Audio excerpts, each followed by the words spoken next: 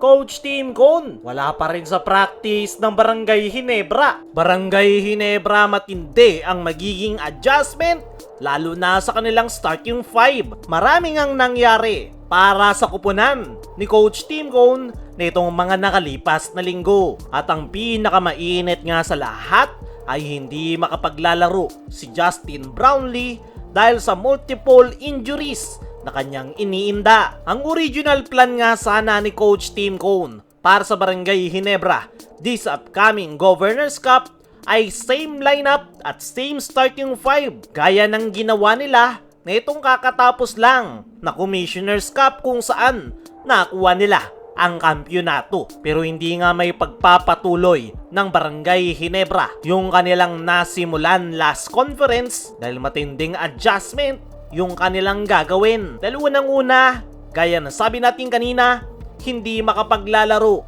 si Justin Brownlee. Alam naman natin, napakalaki ng role na ginagampanan ni Brownlee sa Barangay Ginebra.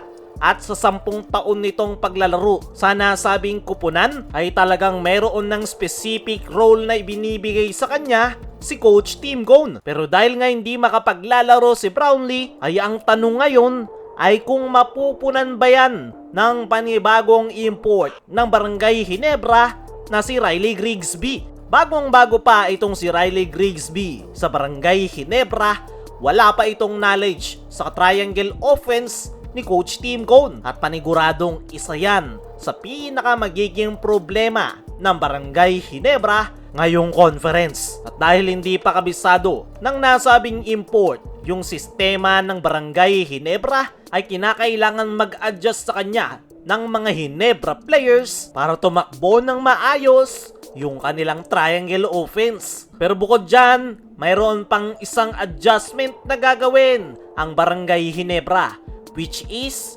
ay yung pagkawala naman ni Scotty Thompson. Ayon sa mga reports, 6 to 8 weeks yung kinakailangan na recovery ni Scotty Thompson para gumaling yung kanyang severe hamstring injury. Kaya naman, mamimiss ni Scotty Thompson ang kalahati sa elimination round ng Barangay Ginebra. At hindi nga yan po pwedeng iwanang bakante, kaya naman paniguradong magkakaroon ng adjustment sa guard rotation ng Barangay Ginebra. At sa tingin ko, mas mabibigyan ngayon ng mas mahabang playing time etong si Jeremiah Gray, Nards Pinto at iba pa, dahil sila nga yung pupuno sa iiwanang pwesto ni Scotty Thompson. Isa pa sa possible na maging adjustment ng Barangay Ginebra ay yung kanilang center position. Nagkakaedad na si Japet at hanggang sa ngayon ay hindi pa talaga ito 100%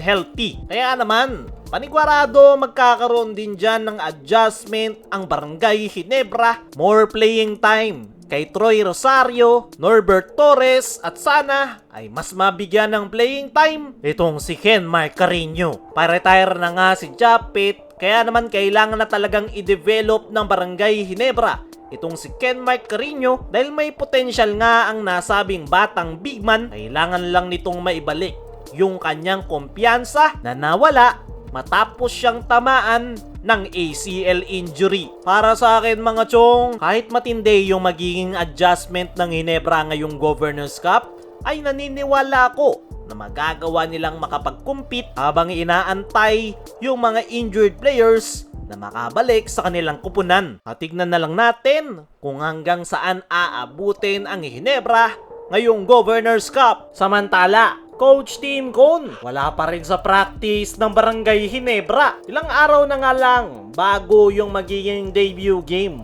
ng Barangay Ginebra ay hindi pa nga rin sila nakukumpleto at wala pa si Coach Tim Cone sa team practice ng Barangay Ginebra. Ang tanong, bakit wala pa si Coach Tim Cone? As of now, ayon sa ating research, ay kasalukuyan pa rin nasa US si Coach Tim Cone at patuloy ang pag-i-scout sa NBA Summer League. At the same time, tinitake advantage na nga yan ni Coach Tim para makapagbakasyon. Para sa akin mga chong, para naman sa Barangay Ginebra kung bakit kasalukuyan pa rin nasa US si Coach Tim Cone. Gusto pa nga rin itong makakuha ng knowledge sa NBA Summer League na po pwede niyang may apply pagbalik niya ng Barangay Ginebra. Pwede ding humahanap si Coach Tim ng permanenteng papalit kay Justin Brownlee. Dahil yung nakuha nga nila na si Riley Grigsby ay pang replacement import lang daw talaga. Kaya mga chong, ano ang masasabi nyo na wala pa si Coach Tim